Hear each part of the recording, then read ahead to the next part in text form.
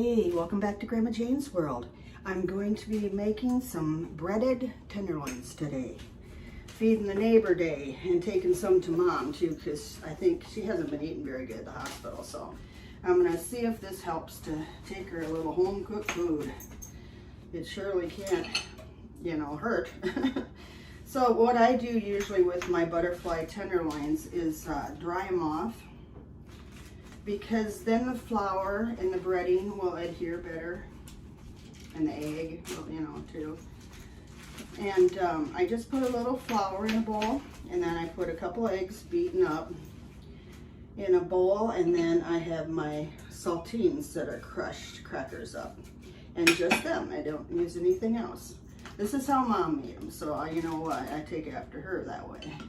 Okay, after they're dried off, I put them in, make sure you can see this good, a bowl with flour. That's going to make the egg adhere a little better. And then right into the cracker crumbs. Mom also does her fish this way. But I'll tell you something funny about Mom is, like, I'm sure she never did the first dish of flour. I think she always went right from the egg to the cracker crumb. And they always stayed on, the breading did, and it looked awesome, golden brown, perfect. Boy, I can't do that. I have to have the flour first, and I have to have it dried off too. So anyway, right into there. Get it all coated good. I've used all different kinds of breadings, but I really do like the cracker crumbs. Maybe the best. That's the way I was raised. You know how that is. You're raised that way, that's sort of your favorite thing. I like to try new things though, off and on, and I have. But for these today, this is how I'm gonna do them. And I crushed up in a large Ziploc bag, about a sleeve, I guess, a good sleeve full of saltine crackers to make that much breading. I never know how much 4 tenderloins are gonna take for sure. And I'm gonna put a little more butter. I put some pig oil in there. Get it set up a little higher. I'll brown up in no time. And I'm keeping them together too. Lots of times I take apart the butterfly, so it's two pieces instead of one, but I'm gonna leave them whole today. I know Mom and I can share one. I can't eat a whole one anymore. You know, considering my size, I just don't eat that much anymore. I like food and stuff, I just, I don't know what it is. Just don't eat as much. I feel better because I don't eat as much too. Okay, you can salt and pepper these once they're in the skillet, if you like. Get my hands washed here.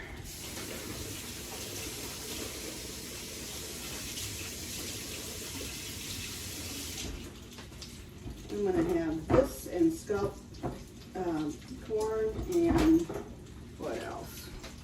Probably one of those little Hawaiian sweet rolls.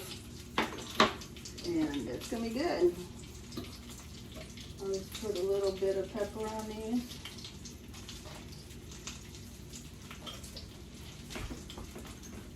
Move this around so you can see better.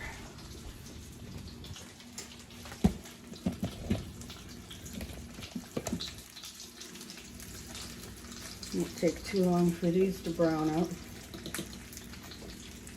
The saltines provide plenty of salt, so I'm not going to put very much on there.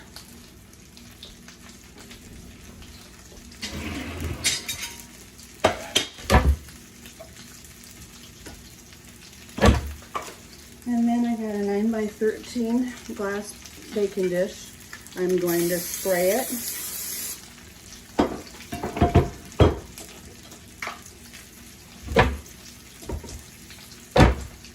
And then I'm gonna put a little meat rack in the bottom, keep the meat sort of off the bottom of the pan, and then they don't get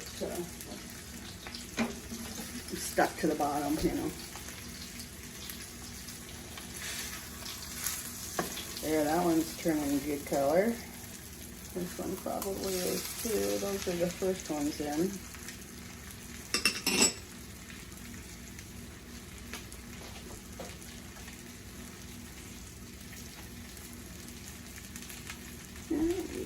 If you ever add oil to your pan once the meat's browning in there, try to not have it go on the meat.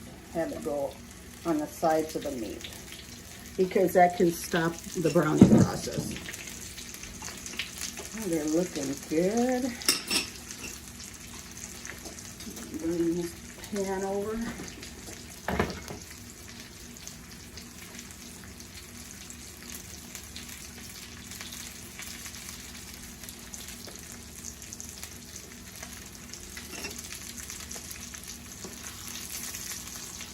Not too far from being ready to go into the oven.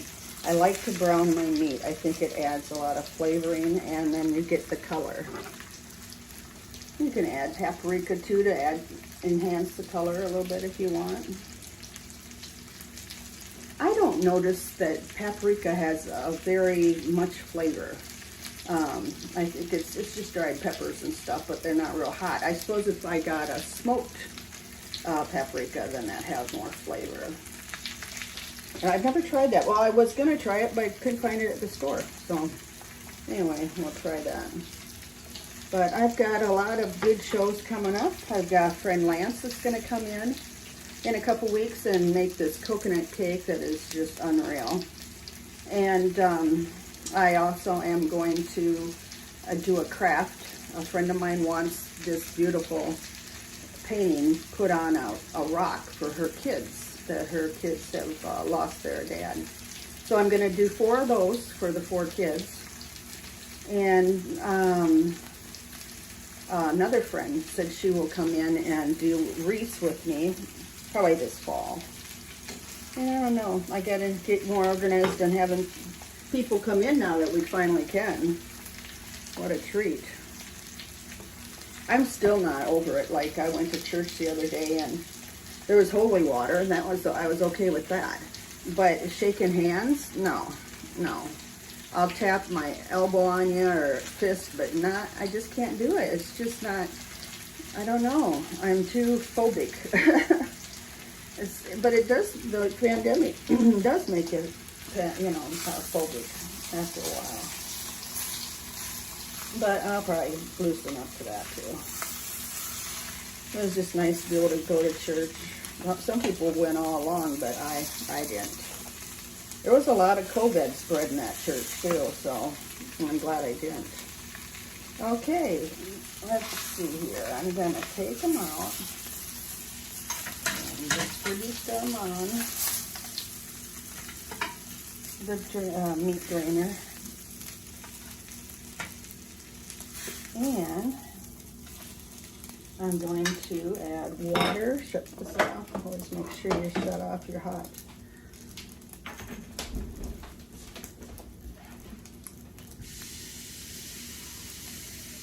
And put a little water in there.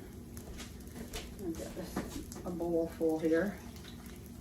I might put more in than that. Yes, I will. So that would be maybe a cup and a half, 2 cups.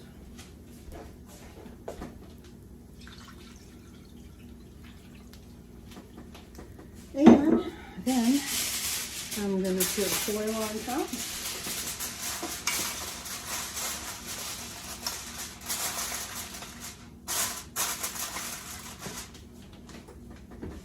And put them in the oven.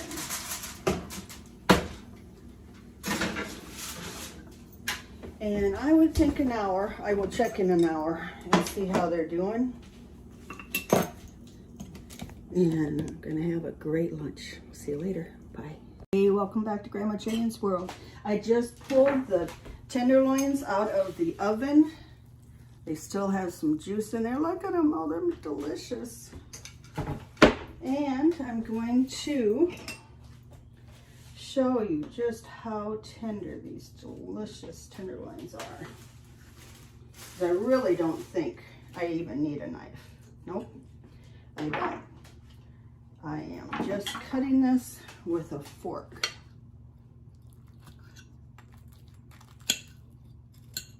It just flakes right apart.